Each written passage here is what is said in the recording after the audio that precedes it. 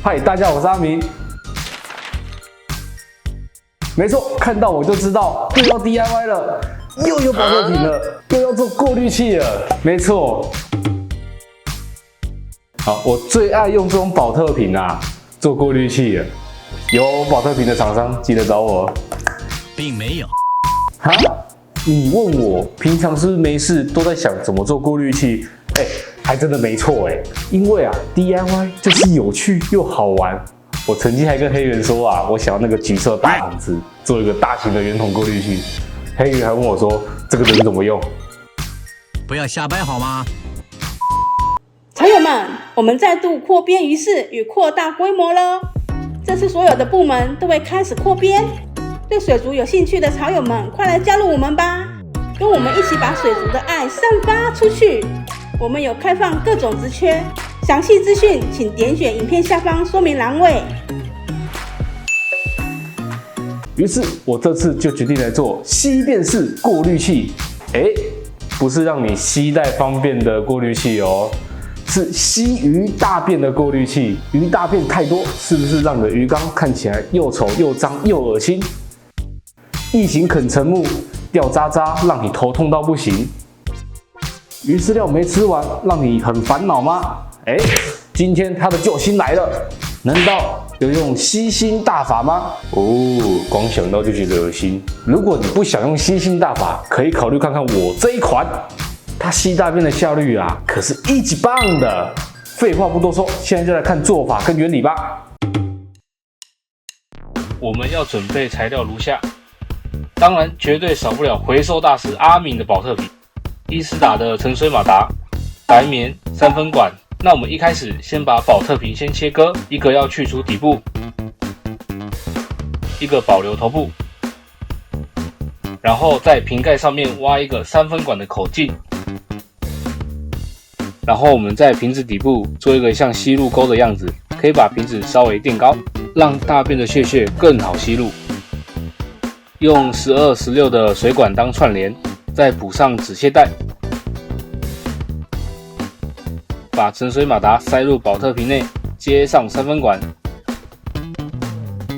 这样啊，基本上完成了一半。接着把白棉剪成圆圈塞入保特瓶内，再把另一个保特瓶头部卡入底部，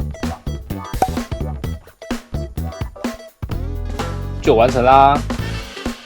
这个电动吸便器的原理就是呢，保特瓶内沉水马达会开始吸入水往上排出，那水流就会从底部开始往上抽流，往上抽的同时呢，就会把周遭的大便跟残渣吸入保特瓶内，接着就被白棉挡下来。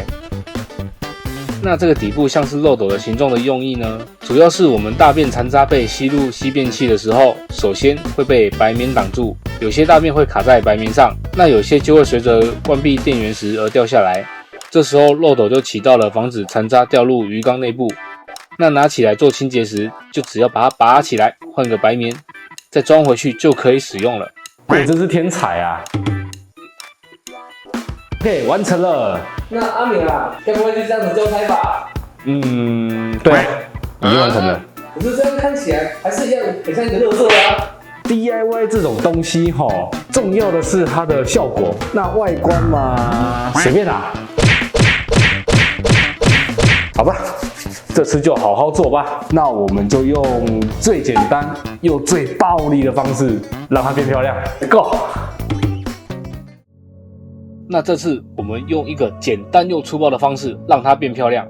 首先用卡夹墨丝全部粘贴上去，打个底。就跟化妆一样，铺个底妆，应该是吧？然后再粘我们的小龙，还有黄金小龙。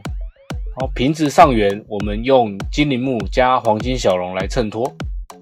好了，看来这个自然又美丽的吸便器就这样子完成了。造景的部分呢，我们使用水做的大击砂，后方角落放入吸便器，中间放入沉木，后方嘛就放铁皇冠，简单摆放一下。沉木上面粘些墨丝，看起来有种青苔的感觉。加水，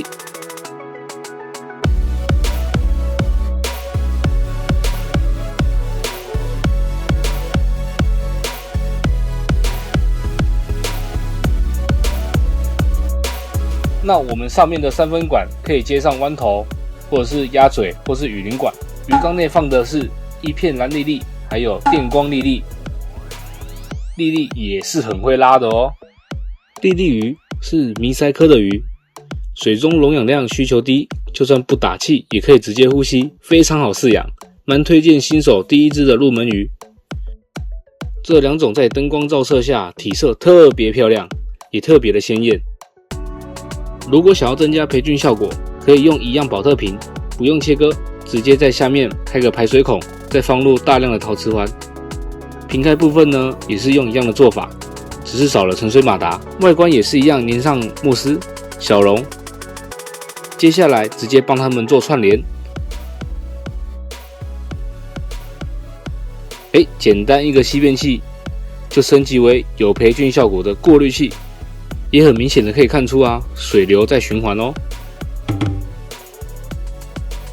这个 DIY 吸便器啊，我不建议使用过细的底材，像是黄金流砂、属于专用砂，以免吸到过多的底材造成堵塞，那水流变小，或者是底材流入马达里面，那马达可能就会烧掉，这是要注意的地方哦。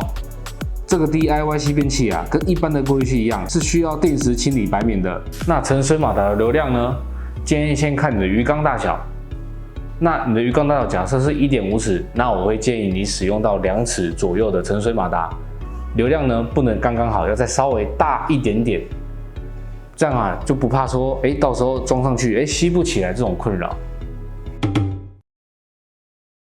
相信大家今天也有满满的收获。这次的赠品是，有什么想说想问的，欢迎在影片下面留言哦。我们将从留言中随机抽出有订阅 AC 潮音水族频道的潮友，把赠品送给你。如果喜欢这支影片，请按下喜欢。想追踪更多水族知识，请按订阅并开启小铃铛。我是阿明 AC 潮音水族，我们下次见。